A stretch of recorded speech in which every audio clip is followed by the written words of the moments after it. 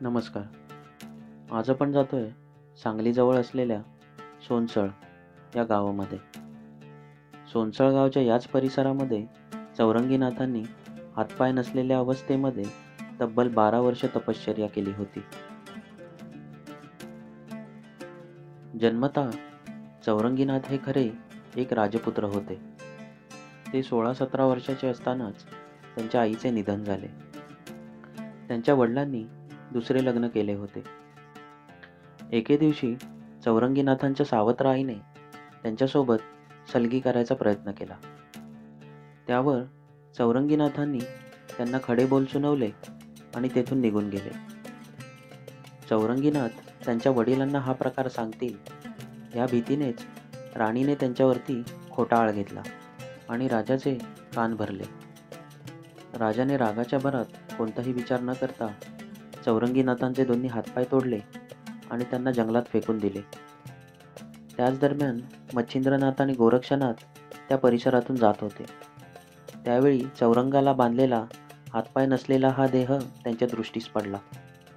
गोरक्षनाथांनी चौरंगीनाथांना उचलले आणि सोनसळच्या या परिसरात घेऊन आले. या परिसरात आल्यावर गोरक्षनाथांनी चौरंगीनाथांना कानमंत्र दिला आणि तपश्चर्या करण्यास सांगितले. गोरक्षनाथांनी चौरंगीनाथांना एका गुहेमध्ये ठेवले आणि गुहेचे दार वरून एका मोठ्या दगडाने बंद केले.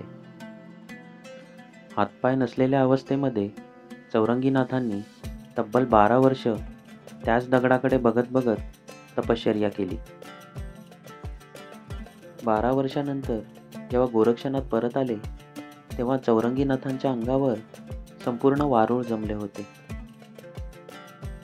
गोरक्षनाथांनी जेव्हा ते वारूळ बाजूला केले तेव्हा त्यांना समजले की चौरंगीनाथांचे हातपाय पुन्हा उगवले आहेत. पण त्यांचे शरीर म्हणजे फक्त हाडांचा सापळा राहिला होता. गोरक्षनाथांसोबत साधनेमुळे चौरंगीनाथांचे शरीर पुन्हा सुदृढ झाले. मित्रांनो, हाच तो दगड ज्याच्या खाली चौरंगीनाथांनी 12 वर्ष तपश्चर्या केली.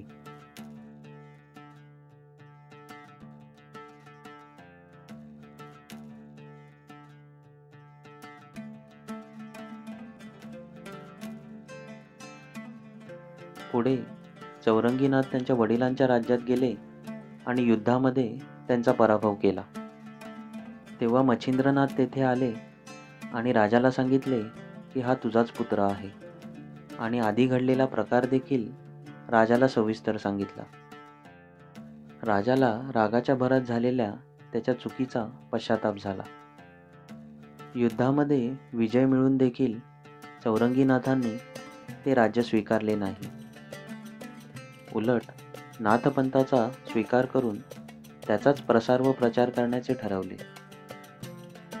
असे म्हटले जाते की आजपर्यंत चौरंगीनाथांनी समाधी घेतलेली नाही.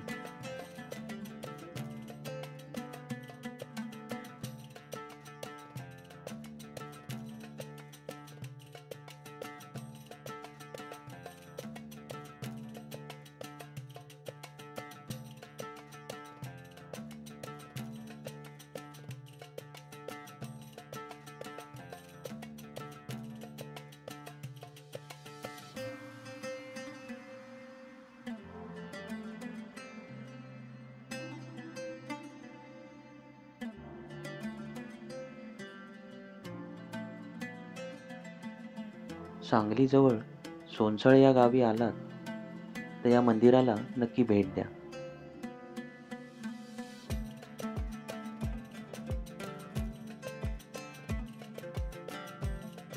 रात्री हरिनाम सप्त्याचा आनंद घेऊन आम्ही निघालो आमच्या पुढच्या प्रवासाला.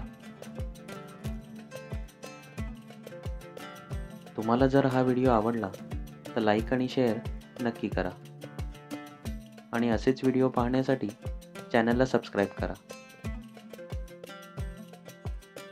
चला आता भेटू पुढच्या ब्लॉगमध्ये.